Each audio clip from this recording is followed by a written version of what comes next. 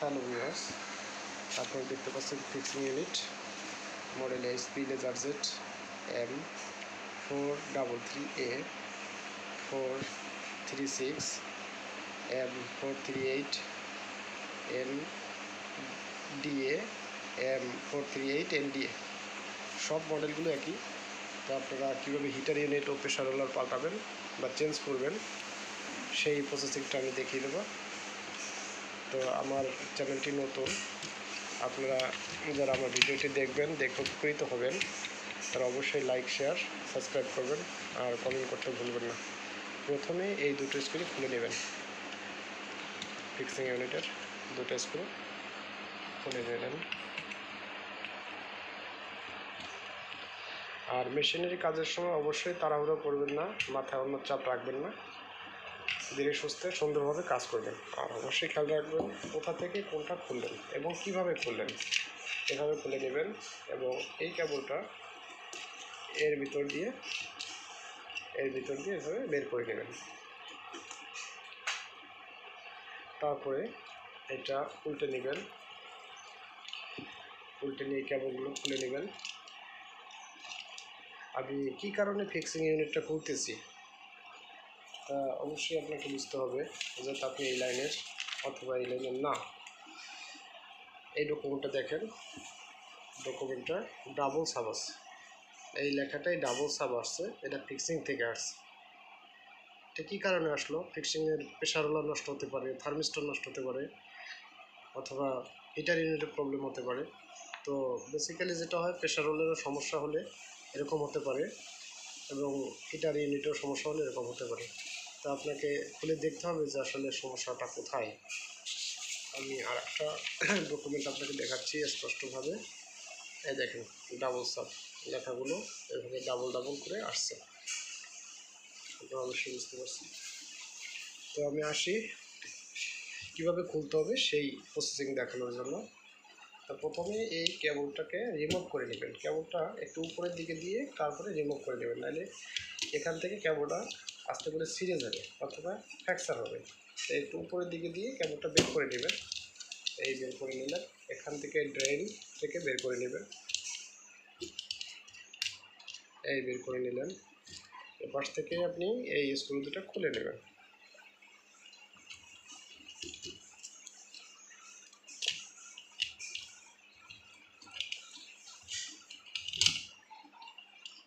খুলে নিলেন,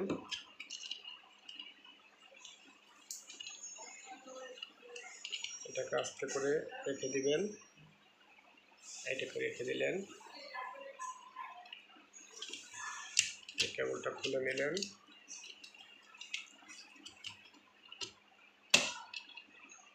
খুলে নেওয়ার পরে এখানে দুটো থার্মিস্টর আছে, থার্মিস্টর দুটো খুলে নেবেন।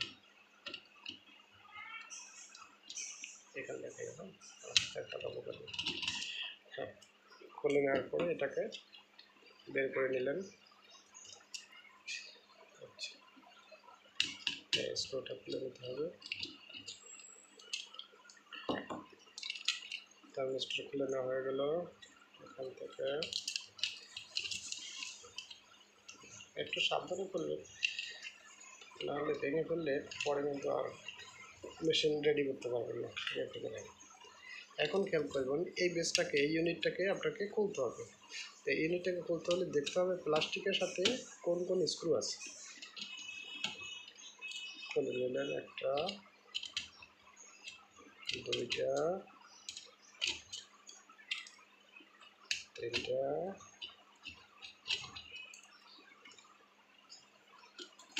তিনটা স্ক্রু খুলে দেবেন। এখন আপনাকে যে কাজটি করতে হবে সেটা হলো,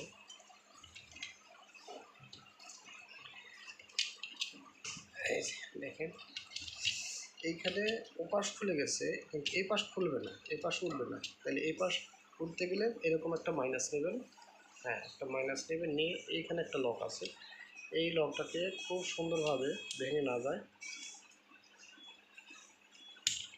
খুলে নিলেন। এই লক খুলে নিলেন, খুলে রেখে দিলেন। তারপরে যেটা করবেন সেটা এইখানে এখান থেকে এটা খুলে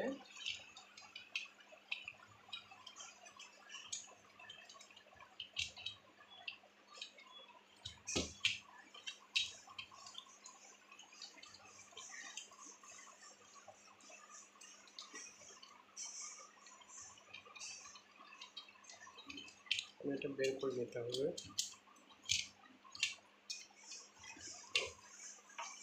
আর একটু সুবিধার জন্য এই স্ক্রু দুটো খুলে নিই দুই পাশের।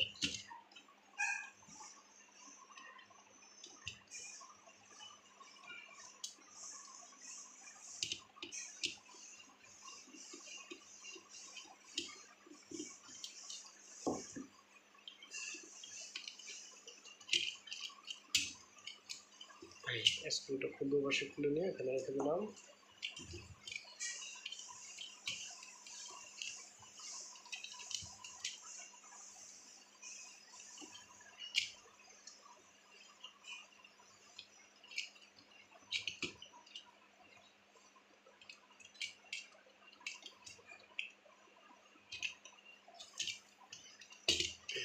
এখন এটা উপরের দিকে তুলে আসবে, চলে আসবে।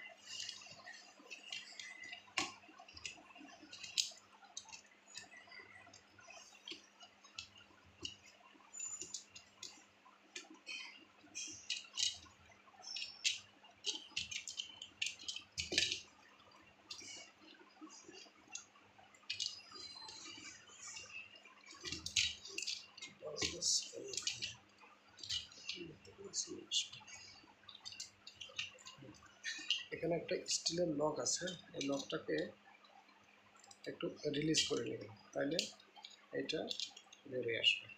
একটু রিলিজ করে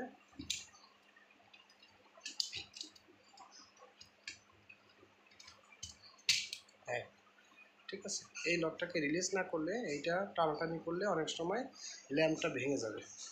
তো এটা একটু রিলিজ করে নিয়ে এভাবে রেখে দেবেন। তারপরে এখানে দুইটা স্ক্রু খুলে নেবেন।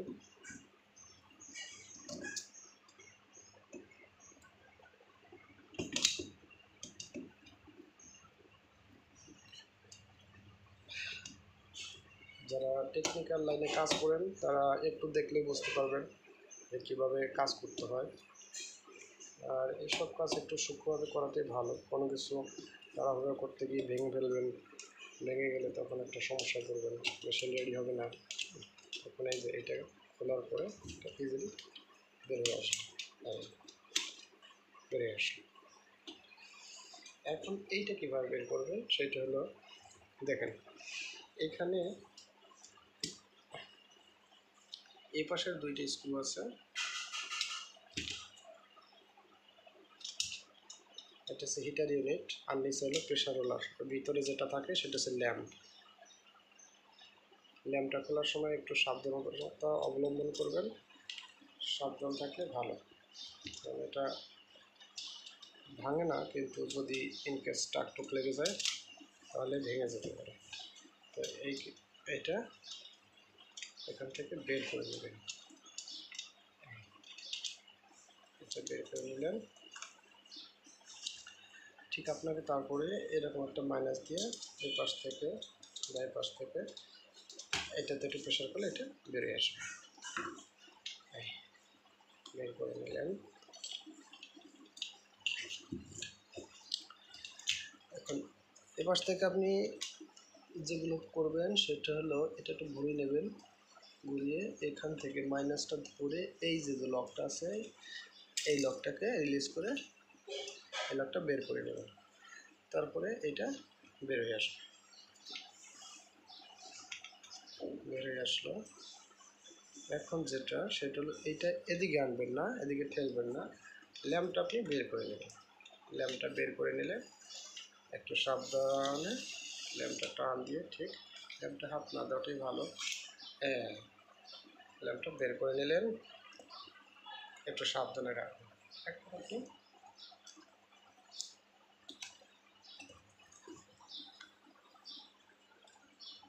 এইটা সামনের দিকে টান দেবেন, এদিকে টান দিলে হিটার ইউনিটটা বেরিয়ে আসবে। হ্যাঁ, এটা হলো হিটার ইউনিট, আপনারা দেখতে পাচ্ছেন। এটা জিনিস রেখে দিলাম। এটা হলো প্রেশার রোলার। প্রেশার রোলারটা আপনি তুলে নিলেন।